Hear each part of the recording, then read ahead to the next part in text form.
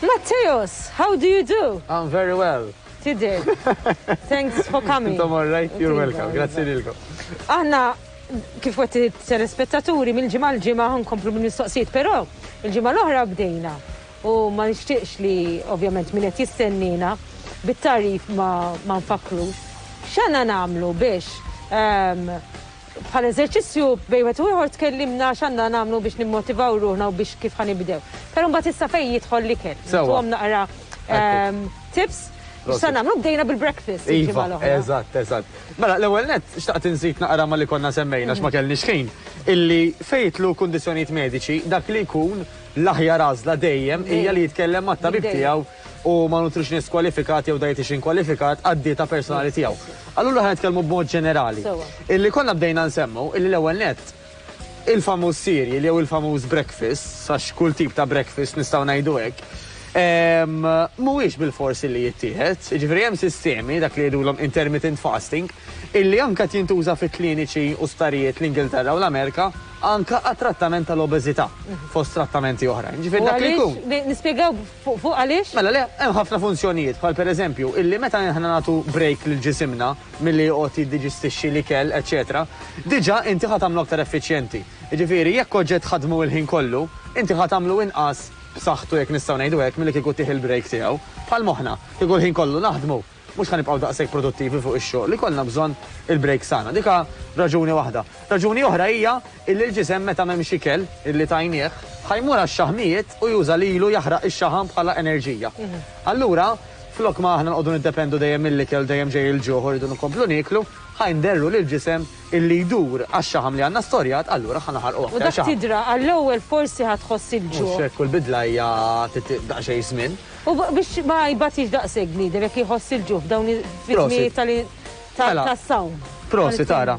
Mela, l-ewwel nett nistgħu anke aħna napprofittaw irwieħna u ngħidu jiena ħan nixrob aktar ilma f'dan il-ħin li minix niekol. Għax l-ilma apparti li jaqta' l-ġuħ huwa benefiċċja għal kollox. Għas nispiċċaw ngħidu, tajjeb. Hemm anke l-għażla dak li jkun jew kafe iswed, te iswed. Kont se nsemmi l-kefir għax naf li ħansemmu ħilla. Imma li għalissa kafe iswed jew te iswed, kemm jista' jkun tikka ħalib jew xejn. Però importanti mingħajr zokkor. Tajjeb, daka dal-likwidu kollu ħajjejnek biex tintela aktar, plus illi l-kafe meta neħduh f'ammonti moderati anke ħajjin biex inkomplu naħarqu x-xaħam. Allura ifhimni. M'hemmx għalfejn jkun breakfast, jista' jkun lunch jew dinner, le? Jiġifieri inti għandek perjodu ta' ħin li ħassum qed nitkellmu 8 sigħat, aħna ngħidu breakfast għax inti għandek il-lejl jekk għattu 8 sigħat diġà għandek 8 sigħat irqat, so diġà minn 8 sigħat sawma, mbagħad iżżid 3 sigħat oħra magħhom. Illi tajt il-ċina magħluqa. Mela pereżempju ngħidu aħna. Għalhekk ngħidu breakfast. Ma tista' tieħu breakfast, lunch u mbagħad dinner ma tieħux pereżempju. Eżattament, eżatt. U fil-fatt x'inhi breakfast minn fejn ġejja break the fast. Li inti ma tibqax sajjem. Però fil-verità l-breakfast iktar ma jsir tard aħjar. Tajjeb jew inkella kif tissemmi inti li dak li jkun jgħid ħaniqaf nikol kmieni llejla jiena kilt biżejjed illum ħaniqaf nikol kmieni. U mbagħad iktar ma terġa' ddum ma tikol filgħodu.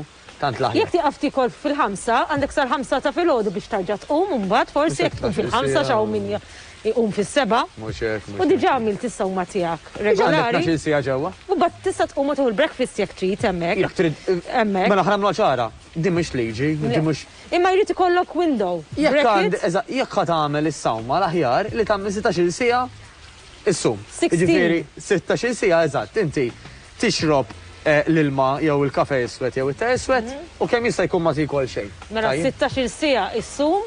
L-ideali. U fil-ħin li ieħor di importanti ħafna, mhux tikol mill-lanqas, tikol li għandek tikol kif suppost. Il-porzjon tiegħek. Eżatt, jiġifieri jekk in-nutritionist. Eżatt, jekk in-nutritionist tgħidlek li inti għandek bżonn 1200 kalorija u għamlitlek pjan ta' ikel biex tilħaq dawk l-1200 kalorija, l-1200 kollha għandek bżonn tikol. Di mhux kompetizzjoni ta' inqas ma nikol għal-ħajti kollha aktar aħjar. Però mbagħad Matteus, il-moħħ jidra x'inti il-moħħ għandek nagħmlu mod 3 ġimgħat biex jidra t-tejs bas jidra kollox. Inqas ma tieħed sokkor, inqas il-moħħ ikun bilanċat u fukat, so jidra. Issa jekk fl-intermittent fasting jibda jinqata' l-ġuħ. Alla volja ma jkollok ġuħ, għandek tikol. Mistoqsija tajba, normalment imbagħad għax inti bdejt tiekol, il-ġuħ la btejt beda ġej. Issa skont kemm niekol u skont x'niekol. Jiġifieri jekk jiena l-mod tal-kelma mill xi ħaġa vera żgħira, wara li nistita xi sija sajjem, jien ħanibqa' fil-ġuħ. Ħajbqa' jaqbadni. Għal daqsat ħafna jirrekomandaw hekk, Dulsima. Illi inti tiekol żewġ tikliet daqsxejn kbar fil-ġurnata. Ngħidu mela pereżempju ħadd il-lunch u d-dinner.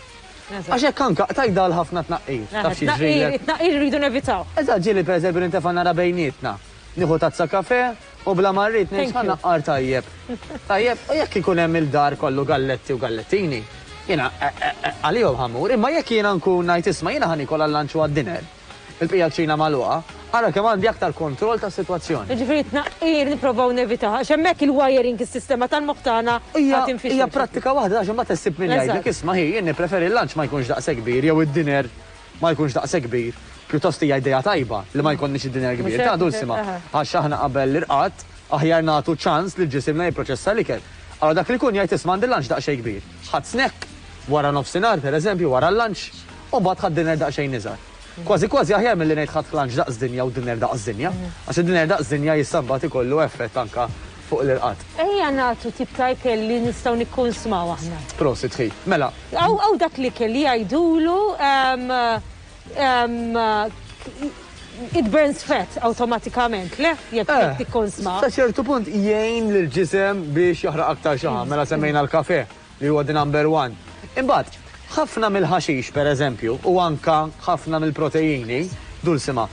Mela, jekk ngħidu aħna jiena ħadd 100 gramma laħam jew inkella ħadd 100 gramma aġin, mhumiex ekwivalenti kif jinħarqu fil-ġisem. Mela fil-proċess li aħna kilna, id-diġistejna l-ikel, eċetera, eċetera, dak illi huwa aktar mill-proteini mela laħam abjad, laħam aħmar, ħut, waqt il-proċess diġà biċċa minnu beda jintuża jinħaraq. Waqt illi l-aġin ħafna minnu nistorjawh. Alright? Speċjalment għalina illi ħajjitna hija bil-qiegħda.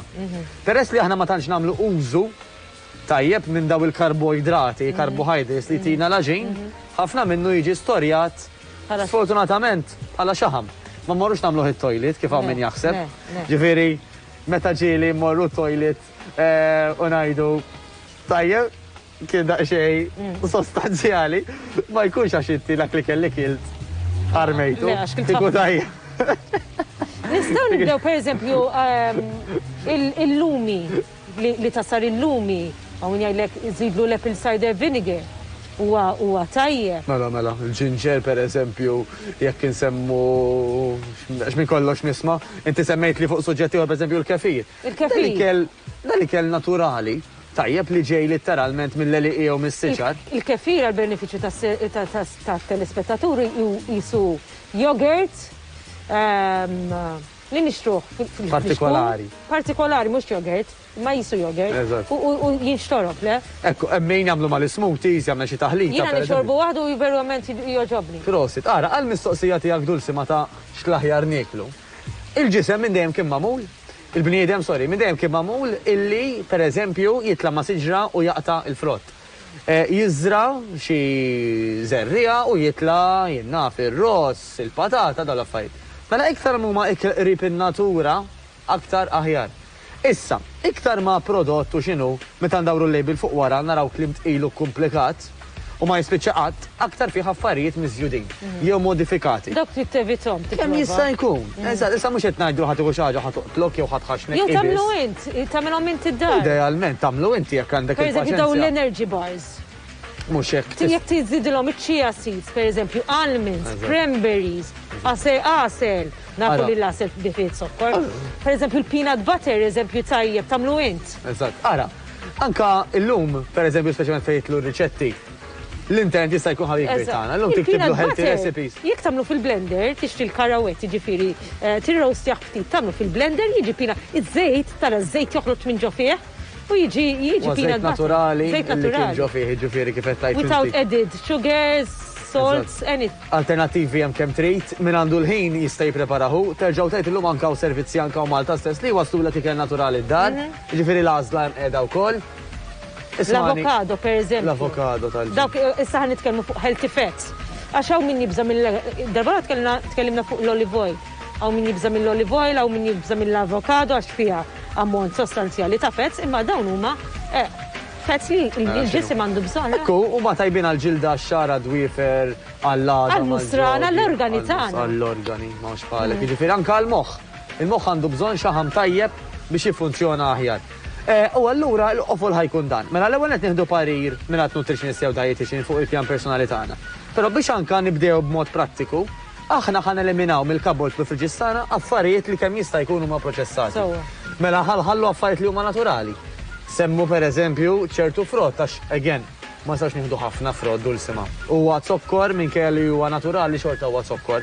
Mela kemm nieħdu frott ukoll tkun ammont kontrollat. X'għandna noqdu attenti mill-frott, ġifier milli ma frott għandna noqdu. Iktar milli ma frotta mill-kwantità tal-frott, ġifieri da bil-Malti jien nista' ngħid isma' ħanieħu banana waħda għal mod tal-kelma, jew inkella ħanieħu 200 gramma dullieħ.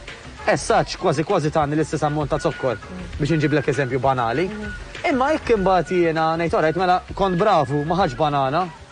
Tajjeb, imma ħadd 400 gramma dullieħ. Xorta saġerajt. Il-berries, fejtu l-berries huma tajbin ħafna. Huma tajbin ħafna. Bħal kollox ara, irridu niftakru di. Il-frott qisu id-deżerta naturali. Xorta huwa naturali, però xorta huwa deżerta. Iġifieri noqogħdu attenti kemm nagħmlu minnu. U jrid ikun literalment di cherry on the cake. U jinvestu wkoll fis-superfood.